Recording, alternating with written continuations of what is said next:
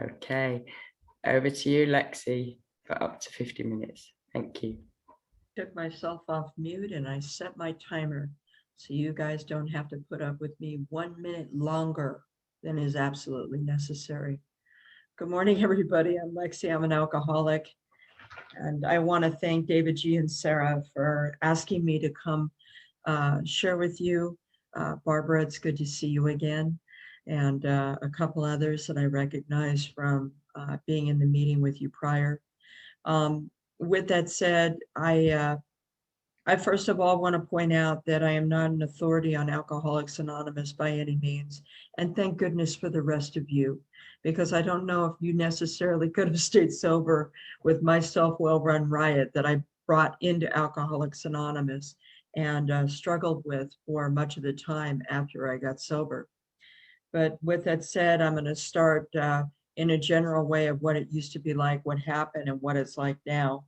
And then hopefully we'll have time to share a paragraph out of Working with Others on page 100 that I think is really powerful and it applies for me today more than ever.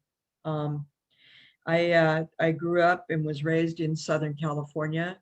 I'm a 9th generation Californian, if you could believe it. Actually, correction, 8th generation. So we've been here forever. And was brought up in a home with a periodic alcoholic mom who drank on occasion to absolute oblivion. And I appreciate you reading that part of A Vision for You, because boy, it's so poetic and you can get the visual of everything it's describing on that page.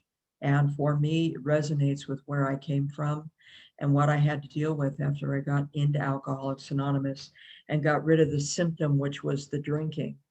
But with that said, I grew up in an area called La Puente, California. It was what was considered low income, a barrio or Hispanic community is where I grew up. And my mom, when she was not drinking, was like the perfect PTA mom. She showed up at all the events at school. She did all the right things. She was astute. She was a very elegant woman and carried herself very well. But, you know, just like with all of us with King Alcohol, that became everything to her. And her choices all too often were based on that drink. And once she had the first one, it was very unpredictable what was going to happen next.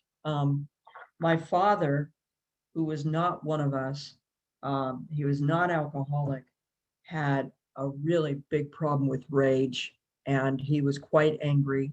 Um, my dad was Hispanic, and my mom was Anglo-Saxon, about as Anglo-Saxon as you could get. And there were problems there between the two of them, problems with the way they were raised. Religiously, my mother didn't have a specific. My dad was very staunch Catholic in the way he was raised. And my mom, trying to do the right thing by being married to this man, had us all baptized. And I went through the whole spiel. I wore the little plaid skirts and I went to Catholic school and was confirmed. So I was in with both feet. Whether or not I knew what that meant, I can tell you now, I had no idea, none. And there were many questions that I never asked and a lot of assumptions, which got me in a lot of trouble. And that was a big deal for me. And I never felt like I was a part of. I would go in and I would sit in mass and I would look at the people around me and I would think that they had the connection that I didn't. And because of the things going on in our household and what we experienced as kids, I tried innocently enough as a small child to take my prayers to God and my requests, you know, please, God, don't let mom be drunk today. Please, God, don't let the fighting start. Don't let the, you know, the throw of the chairs and everything else in the house happen. And I had an aversion to the effect of alcohol in our home because I blamed it for the other problems that were far beyond the drink. And they had to do with all the characteristics of the alcoholic after we put the drink down and we get to deal with what I believe to be the real problem. And that's what goes on between my ears and in my heart. And I had a lot of handicaps in those areas when I came into Alcoholics Anonymous. But anyway, I used to fantasize as a kid. For any of you that were into Western films, anything from the 30s and 40s, I had this fantasy that one day somehow Dale Evans and Roy Rogers were going to ride up on a couple of horses and have an extra palomino with them. And they were going to inform me that it was all a terrible mistake and they were going to take me home where I really belonged. And I used to wish and fantasize and hope in my heart of hearts that that would happen. And it didn't. And I was angry at God because all those prayers about the violence and about the drinking and everything else, my prayers were never answered, in my opinion. And that things just continued to get worse. And then at about 6, 7 years old, a neighbor moved in on the property near our home. And he had horses and beautiful quarter horses. And one day when I was walking home from school, he had asked me, he said, would you like to come over and pet the horses? I thought I had died and gone to heaven. I was in the best place I ever thought I could be. And I remember running home, changing out of my school clothes and into my play clothes and going over to that house. And then I was asked if I was interested in riding. And I thought, my gosh, I get to get on a horse. This is it. I have died and gone to heaven. And I thought, okay, I'm finally getting the things that I want. And I had gone over there a few times and then something had changed. And this individual was in his mid 80s. And on one particular day when I was over there, he had told me, now it's time to clean up. And things began to happen over the next 4 years to me that should not happen to any little girl or little boy. And I knew that God hated me. There was no question in my mind that this would not be allowed to happen to any child. And I was definitely on the opposite side of the pendulum from any belief system. And I thought, I'm done. We're not friends. We're not going to be friends. You obviously don't care about me and you must hate me because this stuff wouldn't happen. But needless to say, the drinking in the household continued. And I would try to find outside sources to make the inside feel good. And we all understand that in this room. And at the age of 11, I was with a bunch of people at a horse auction on a Friday night. And there was some Jim Beam, there was some Coors beer, and there was some marijuana. And I partook in all three of them. And I blacked out that night at 11 years old. I want you to know that I had every reason to hate alcohol and to never want to ingest it. And some of you will probably understand when you are raised in an alcoholic home and you see the effects of what it does to the family, you should have every knowledge as to why you don't want to partake in that. But the interesting part of it is that I had had some alcohol over my childhood before, but I had never drank for effect. I had never drank for the effect. On this particular night, that was my goal, and I achieved it. And what I was told, actually, a good 2 years, well, 2 years after I got sober, when I went to make amends to one of my friends that was part of that group that I hung out with, she proceeded to tell me about the blackout that I had gone into that night, which I had no recollection. Obviously, we don't. And told me what my behavior was like. And I was not aware of the things that I had done that night. I know that I got foul mouthed. I know that I used every cuss word out there. I know that my primary focus with those cuss words was every young guy that was in our group. And I made sure they all knew what I thought of them. I had never had the courage to tell them before, but I made sure they knew it that particular night. I do remember that part of it. But then after that, apparently I went off into another realm because what she told me was nothing that I remember. But here's the interesting part that most of us can relate with. For me, I had found my safe place. And what I mean by that is I had found for the first time in my life something that made it possible that I didn't have to care what any of you thought of me. Because before that drink, I knew that I was shamed. I knew that I was embarrassed. I knew I was dirty. I knew that I had broken commandments with what had happened to me, because one of the commandments is no sex prior to marriage. And my assumption is because this was a part of my life from 8 years old until I was 12, that I had committed a mortal sin, venial sin, everything in between. I hated my parents because of what was going on in our home. And I don't know about you guys, but for me, because of the way I was raised in faith, I was expected to go to confession every Wednesday. And I would just have this list of things that I would go down every week because I knew I was guilty of. I knew I was guilty of them every week, and it was nothing original. And I would sit there and I would take whatever it was that he told me was my penance, and I would go do the deal. And it was very systematic, and there was absolutely no feeling involved.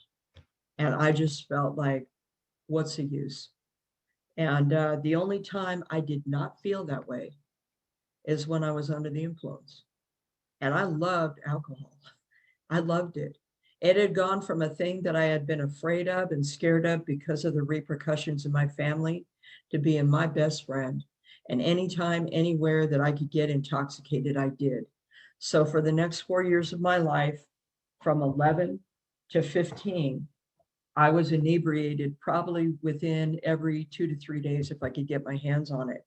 And I I hear people often talk about the thing of getting in young and, oh, you saved yourself a lot of the agony, yada, yada, yada. But here's the deal, folks, and I am a defender of this.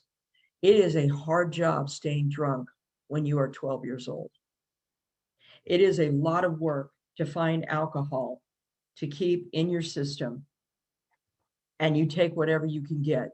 I had no preference. I say, not with pride, it's just the truth. My drug of preference was anything you had that was of liquid form.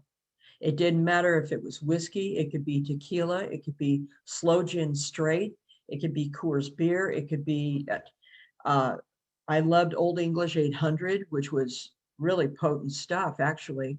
Malt liquors, anything that you had is what I drank. Anything that was in your cupboard, anything that I could get access to that I know would numb me from the neck up, I was in, and it didn't matter. And I kept loyal to that until things got really, really rough. I began to get real paranoid. I was not taught any kind of physical hygiene, so I did not take care of myself.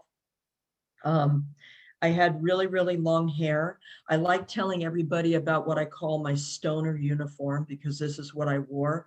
I had hair back down past my butt. We're talking the mid 70s. And I looked like your typical stoner gal. I wore hip hugger bell bottom jeans. I wore, sandals on my feet if I wore anything on my feet.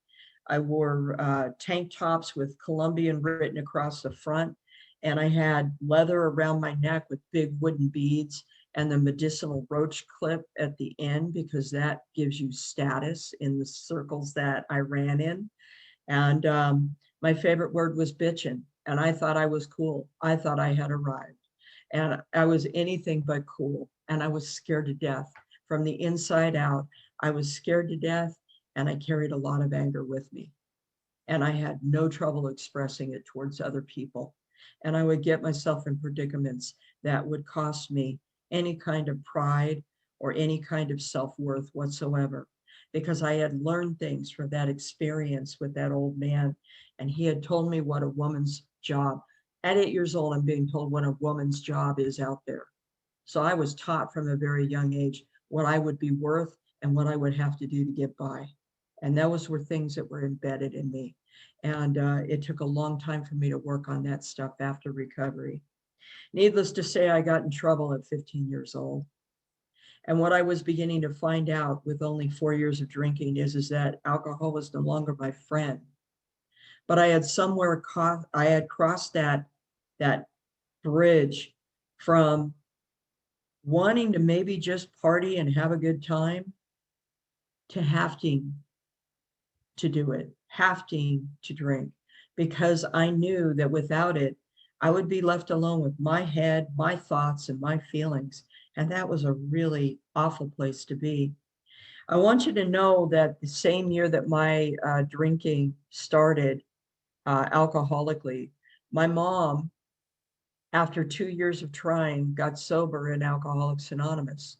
And I really resented her for this, because all of a sudden she wanted to be mom.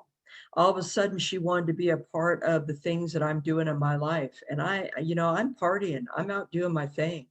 And I don't want the burden of my mother wanting to be in the parental role, telling me what I can and cannot do.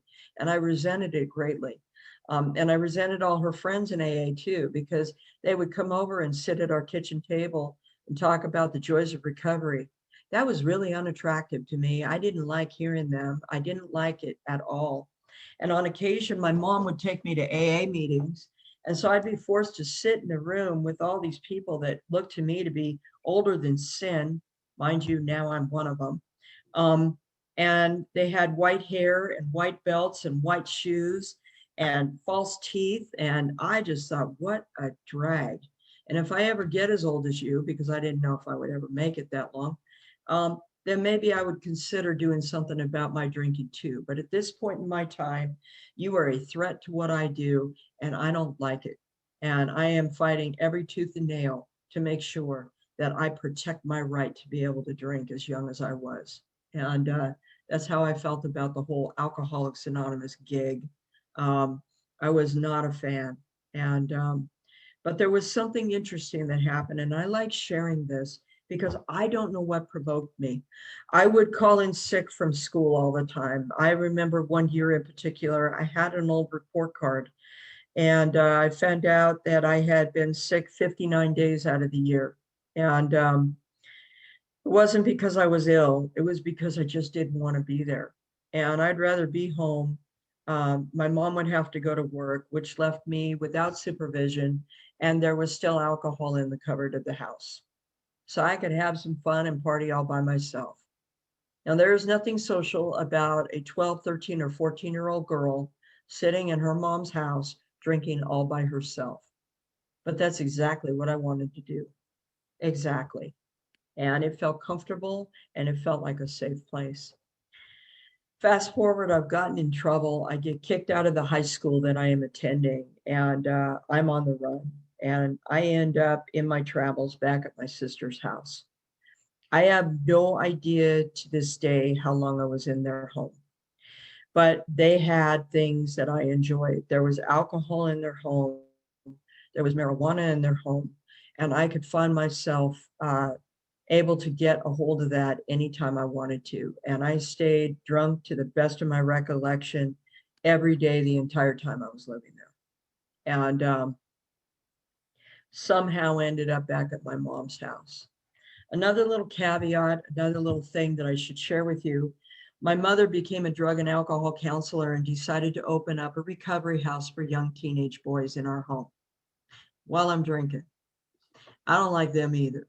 I don't like them at all because they are living in our house. And I'm having to hear all the stuff about what they're doing at meetings and everything else. And I'm just hating every minute of it. And on top of everything, my mom is going out to this place that she had found out in the Palm Springs area called Turnoff Incorporated. And it was a recovery house nonprofit for teenage kids. She would come home and rant and rave about how lovely these kids were and how well they were doing.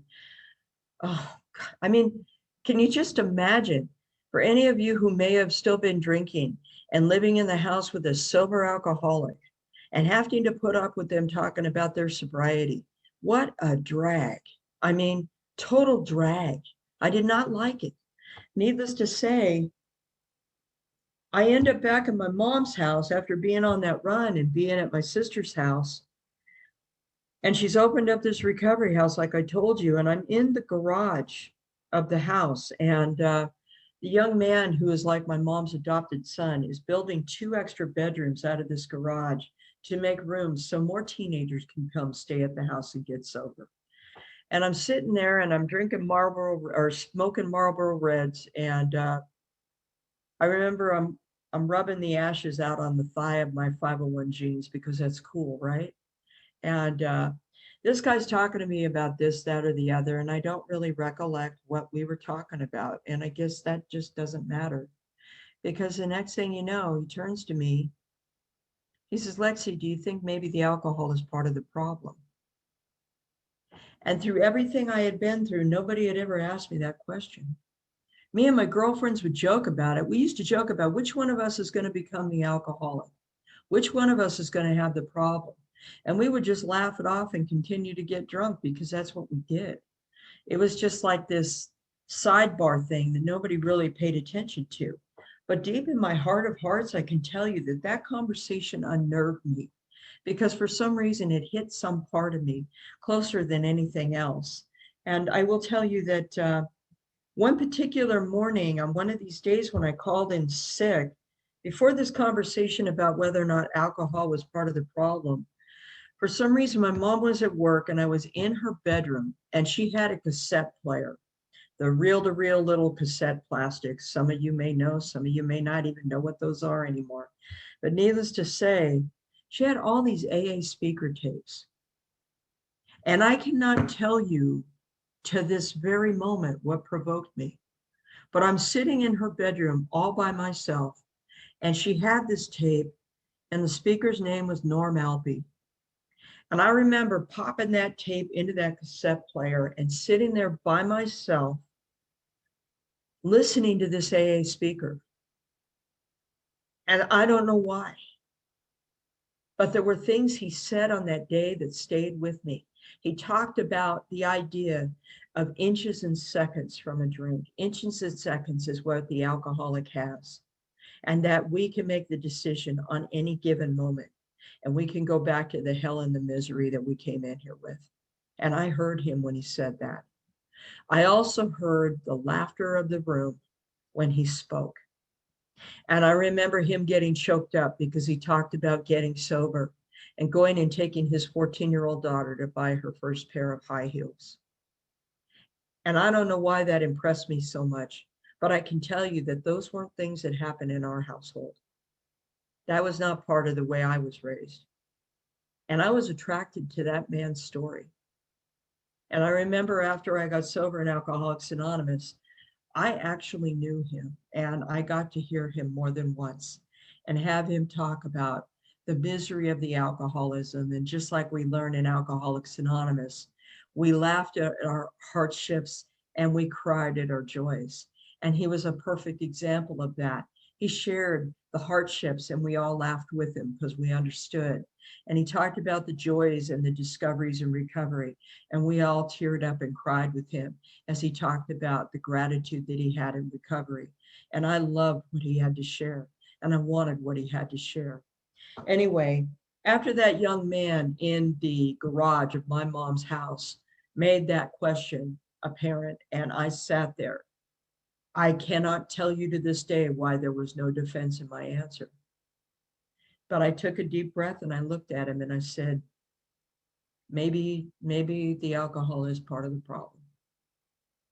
And I don't know where that came from. I have no idea, guys. It was something within me that I just had no idea was going to come out. I love talking about the family disease of alcoholism because I am a firm believer in everything that we read in To the Wives and to the Family Afterwards, and all of the literature that I've been blessed to read that comes from the program of Al-Anon. I went into my mom's room with her being a drug and alcohol counselor, having a recovery house for young boys getting sober, and all of her knowledge of the disease of alcoholism. And I told her, Mom, I think I might have a problem with alcohol. I might be an alcoholic. And she took a deep breath and got a smile on her face and said in return, no, honey, I think you might just have emotional problems. Maybe we can get you a psychiatrist. Maybe we can get a psychologist and you can go. And for any of you who identify with this, That scared me more than going to AA, because I knew if they picked at my brain and found out the way it worked, that they would put me in a white suit, tied in the back in a rubber room, and never let me out.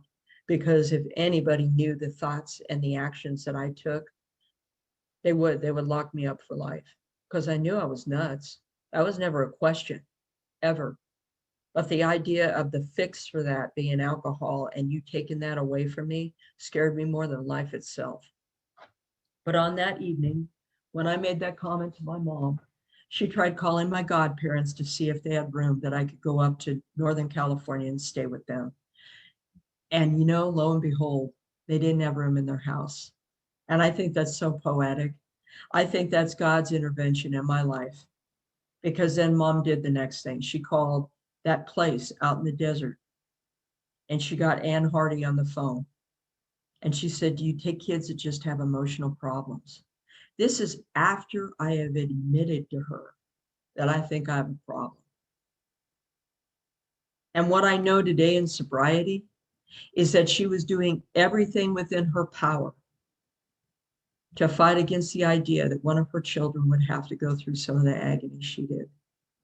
And here I sat in front of her, big-eyed and scared to death. And I remember that phone call. And all Ann Hardy said to her was, bring her to me. Just bring her to me. So I packed up my little to-go bag. It's near Palm Springs, so it's got to be a resort, right? Not a chance on this green earth. It was a little stucco house in the middle of the desert with some Great Dane dogs and 22 teenagers learning about sobriety and Alcoholics Anonymous. And I walked in the front door and I sat down in front of Ann, and I know I was trying to be cool and I was trying to have that hip slick type attitude. And all she did was look at me and said, Lexi, what do you think is the problem? And I immediately started to cry. And all that cool went out the window. And I had no defense against that conversation. And I remember I had no idea what I was doing in that house. And I looked around me and everything looked so foreign. And I'm going to tell you, I know in my heart of hearts that if I could have been drunk on that drive out to that stucco house to get that recovery, I would have been. And I was stone cold dry. There was no alcohol in my body, and I was scared to death because I had no idea what I had signed up for. And what was supposed to be a weekend turned into 7 months. And from November 22nd of 1976 until this day, I have not found it necessary to use anything that affects me from the neck up. So here's where the story really begins. You take away the alcohol, and you're left with the disease of alcoholism. And on page 62 and 63, which if you will please humor me, I will read to you from the first paragraph, describes me to the T as I come into Alcoholics Anonymous and I put down that alcohol. And it reads, selfishness and self-centeredness, that we think is the root of our troubles. Driven by 100 forms of fear, self-delusion, self-seeking, and self-pity, we stepped on the toes of our fellows and they retaliate. Sometimes they hurt us, seemingly without provocation. But we invariably find that at some time in the past, we had made decisions based on self, which later placed us in a position to be hurt. So our troubles, we think, I love this, are basically of our own making. They arise out of ourselves, and the alcoholic is an extreme example of self-well-run riot. That, my friends, is the nickname my mother gave me after she got sober in AA. She constantly said, Lexi, you're a self-well-run riot. I want you to know I had no idea what that meant, but I knew it was bad, and I knew I didn't like it, and it pissed me off every time she said it to me. Fast forward. Though he usually doesn't think so, above everything, we alcoholics must be rid of this selfishness. We must, or it will kill us. God makes that possible. And there often seems no way of entirely getting rid of self without his aid. Many of us had moral and philosophical convictions galore. but we could not have lived up to them, even though we would have liked to. Neither could we reduce our self-centeredness much by wishing or trying on our own power. We had to have God's help. This is the how and the why of it. First of all, we had to quit playing God. It didn't work. Next, we decided that the hereafter in this drama of life, oh my God, I was Miss Drama, let me tell you. God is going to be our director. He is the principal. We are his agents. He is the father and we are his children. Most ideas are simple. And this concept was the keystone to a new and triumphant arc through which we pass to freedom. And then here is the reason why I drank. This next paragraph says it all for me. When we sincerely took such a position, all sorts of remarkable things followed. We had a new employer and being all powerful. He provided what we needed if we kept close to him and performed his work well. Established on such a footing, we became less and less interested in ourselves, our little plans and designs. More and more, we became interested in seeing what we could contribute to life. As we felt new power flow in, as we enjoyed peace of mind, as we discovered we could face life successfully, as we became conscious of his presence, we began to lose the fear of today, tomorrow, and the hereafter. We were reborn. Ladies and gentlemen, that's what I was looking at the bottom of every bottle for. That's what I wanted. I wanted to be able to have that freedom from self. I didn't know how to get there. I didn't believe that any kind of belief in a God of any understanding would ever love me because I was so damaged, tore up, dirty, and disgusting in my mind. And when I read that paragraph, I thought, is that possible? Can I have that? And then one of my first sponsors turned me on to something else. She goes, Lexi, check it out. She goes, what if you can have your own conception of a relationship with God? And I thought, you're kidding, right? Isn't that supposed to be given to us through some dogma of belief or with agnostics or atheists that they don't need it at all? And where am I going to find a concept that can work for me? And she said, just write down on a piece of paper what you think it might be. I had never even thought of anything so freeing and so possible. And yet you and Alcoholics Anonymous gave me the permission to be able to explore that in whatever avenue I saw fit. And what I have come to the conclusion of, and then it gets into step 3. I don't know if you've read this book. It's a really bitchin' book. The other thing I'm going to tell you is there are gremlins. There are little gremlins that get into this book and they rewrite it all the time. I have read this sucker so many times and I keep thinking, who got in there and changed the information on the pages? Because I am totally turned on by new stuff that I have probably read before and I have no recollection of. So more will be revealed. And when I get to those points where I'm open, I get new information all the time from old resources, but my mind is open to it. And that's what happened in my relationship with a God too. You know, I always tell people, you know, you think it's tough getting sober, try getting sober and going through puberty at the same time. That is quite a job, let me tell you. What I am glad is that the women and men of Alcoholics Anonymous did not give up on me. No one told me that I was not welcome because at times my behavior was intolerable. I didn't drink, but I became knowledgeable about recovery. And I would sit in meetings and inform old timers how they were doing it wrong. I do not know why I did not get my tail kicked out of meetings because I deserved it. And I was very pompous. And then, you know, God in his infinite wisdom, and I love repeating this because a good friend of mine, Barbara, said it once in a meeting and I've never forgot it. She says, you know, sometimes the biggest gifts come in ugly wrapping paper. And for me, some of the biggest gifts have come through my biggest hardships in recovery. because I would have to revisit that first paragraph I read to you about self-centeredness, selfishness. I had to come to total realization of what that meant in my life and how I needed to make choices that would make it possible for me to be there for other alcoholics, for my family, on my job, in my personal relationships with my friends, everybody that I was exposed to, that I could get a new understanding of what my responsibility was. And that was to give it away for free and for fun, and to be more concerned about what they brought to the table than what I was going to get out of it. And it took me a long time to get real about that one. In recovery, I was able to do something. I love sharing this story because it is a big one for me.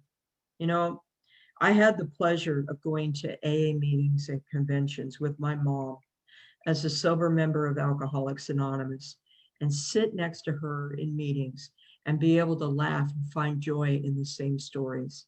And that's something we didn't have when I was drinking. We didn't have any relationship. She was the parent, and I would try my best to find any way possible to be able to manipulate, lie, and cheat on a regular basis to get the things that I thought I needed. But needless to say, in recovery, going through the steps as they're numbered, and I really recommend that. I recommend it highly. It is much easier in the long run to do them as they are numbered rather than bounce around. Um, Going off and making a bunch of amends before you've done your fourth, fifth, sixth, and seventh and gotten the list is probably not a good idea. I don't recommend it because damage generally comes from those actions. I believe in sponsorship. I believe in the idea of a group, a home group. I know that Shivering Devinsons is one of them, and I know the faces that I recognize that this is your home group, and it's a fantastic meeting. I have one. It's called Stay Connected. I know David G has been there. I don't know if some of you others have joined us, but it's every day at 9 a.m. on Zoom, and I'd be happy to give you the log-on information. And that's Pacific time, guys. So that probably at 9 o'clock at night, you may not want to come, but you are more than welcome. And there's a lot of long-term sobriety in there. And there are newcomers that have gotten sober in COVID and have stayed sober. And we're celebrating their birthdays now. And it is such a joy to watch these people having gone through their first year and watching the brights of their eyes change, and their hair is brushed and they're clean, you know, and taking care of themselves, and they're smiling. And those are things they didn't come in with, you know what I mean? But with that said, those meetings when I've gotten to sit with that woman that I was lucky enough to have as my mom, it meant the world to me. However, it never occurred to me until I was in Santa Clarita, California, and I was speaking on a Saturday afternoon at an AA convention, and my mom was sitting in the front row of that meeting. And at 18 years sober, the light bulb finally went off. And I was able to thank my mom for planting the seed of Alcoholics Anonymous in my life. And for the first time in my recovery, I was grateful for my child. It gave me every bit of what I needed to be there for another woman alcoholic. And that I was able to tell my mom how much I loved her and how proud I was of her as a sober woman in Alcoholics Anonymous. And I will never forget that moment. I will never lose the appreciation of what I was able to gain in that relationship with her. I had her for several years beyond that. And in 2000, my mom died as a sober woman in Alcoholics Anonymous with 28 years of sobriety. And I got to hold her hand as she went on her next journey. And I remember I called my sponsor the next day, Goldine, and I was lucky enough to be able to hunt this woman down. For any of you who find a woman or man that's got what you want, and I mean, has the family, has the participation in AA, somebody that doesn't just mimic what the big book says, but actually practices it in their life, because there are both examples in AA, and I've seen them, and I've been both of them honestly. I have given this program lip service and paid with the consequences. And I have also been in the middle, worked those steps, and had that relationship with a God of my understanding that made it possible for me to have joys beyond I don't have the time to tell you them all, but I will tell you there have been more than I ever would have asked for when I first got here. I just wanted to get the heat off, man. I was tired. I was 15 years old and I felt like life had beat the snot out of me. And yet I come to find out I'm not a victim.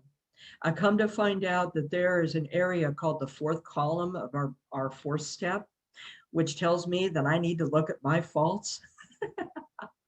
You know, that was sort of a drag, until I was able to reap the benefits of getting honest about those areas of my life, those things on in stock that is described in the area of our big book by the fourth step, where it says, like the manager of the store, he needs to take inventory of the worst items in stock and get rid of them.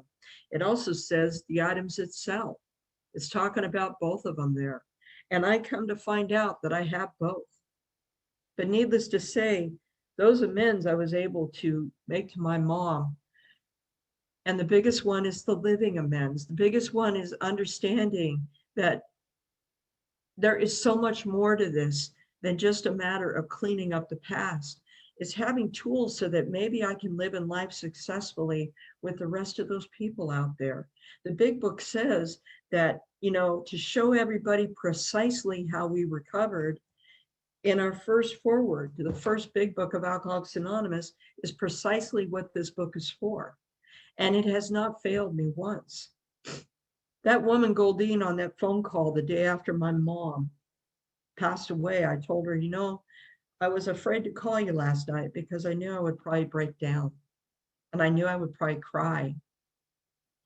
And I told her what had happened. And I told her about sitting next to my mom's bed and watching her take her last breaths in this life and go on to her next journey, because that's what I personally believe. I believe the spirit goes on to find out other things, gain other knowledges. And, you know, I'm sort of a hippie at heart, guys. I really am. So that's part of my being. And I got to, you know, play with my mom's fingernails, which I did when I was a little girl. And as she took her last breath, and I'm sitting there with my two sisters who were with me, my big sister turned to me in tears and said, "Is she gone?" And I said, "Yeah, honey, she's gone on to wherever she's next." And I reached up and I put my nose in her hair and I smelled my mom. And I don't know why, but that was so important to me.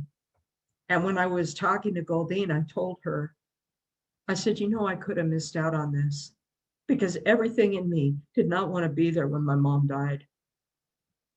I was scared to death of that. And it once again gets back to that self-centeredness and selfishness that it talks about. It was all about what I was going to lose out of the situation or gain.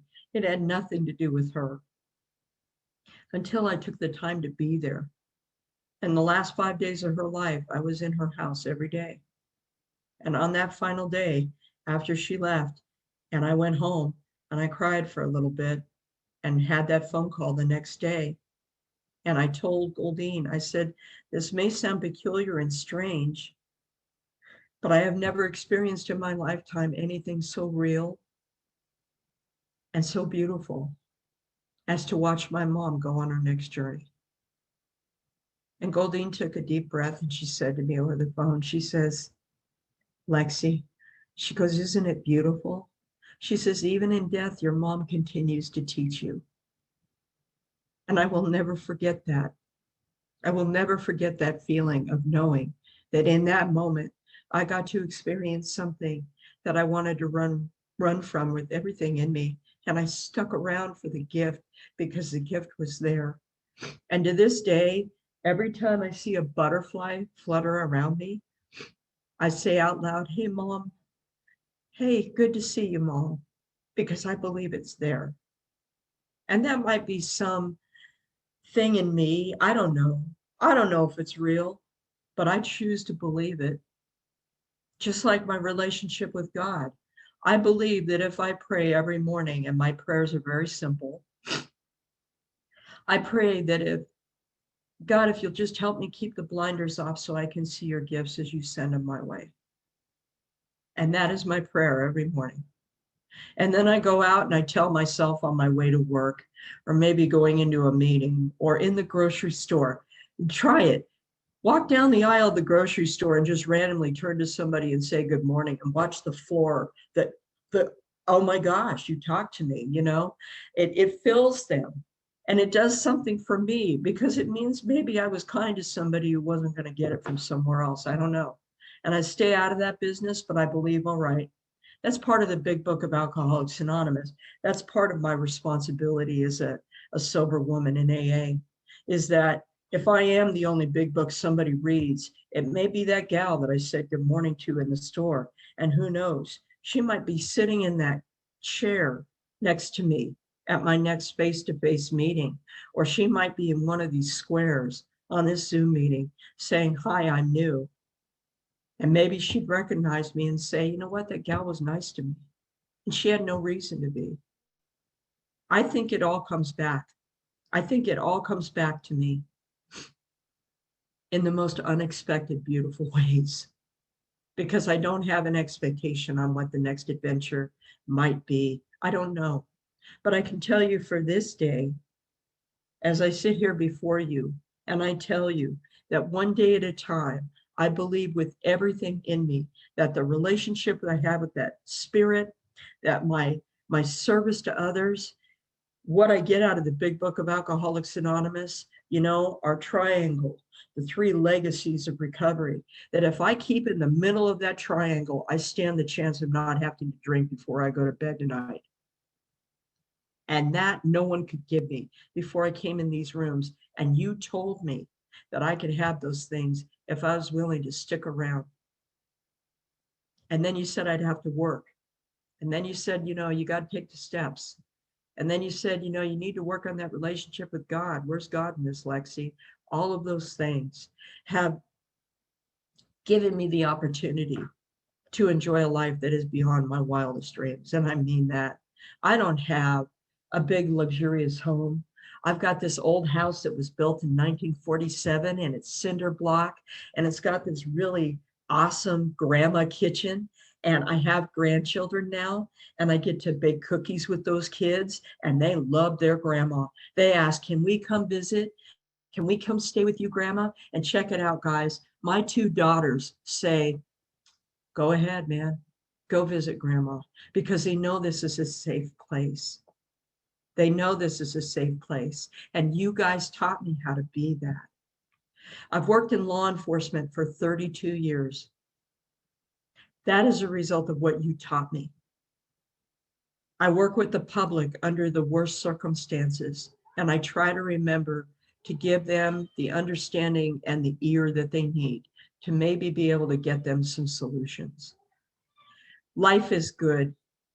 For anybody who is new, and I will include this, anybody who is not so new, because I have reached plateaus of that spiritual awakening throughout my recovery. And I have had to change my motivation, my ideals, and the way I address recovery many times in recovery, many times. My sobriety is a gift, but I need to maintain it to keep it. And I believe that. I got to give it away. If I don't, then I will squander down to nothing. And I guarantee you I will pick up a drink again. I guarantee it, because there have been many people that have come before me that show me that's exactly what's waiting for this alcoholic, because I will find that to be the answer again. But if I keep close to you, practice these principles, and I work on that relationship with the spirit of the universe, then maybe I don't have to drink between now and when I put my head down on my pillow. I want to thank you guys for having me. I don't know if I've said one thing to help you, but you guys have helped me stay sober today, and I'm so grateful. I want to thank David G again. I think he's in the room now. And I want to thank Sarah for humoring me and allowing me to share with you. And, you know, love you guys over across the pond. I'm so glad that I've been able to meet some of you. And I thank you for everything I have. That's all. Wow. Wow, thank you so much. Let me just stop the recording.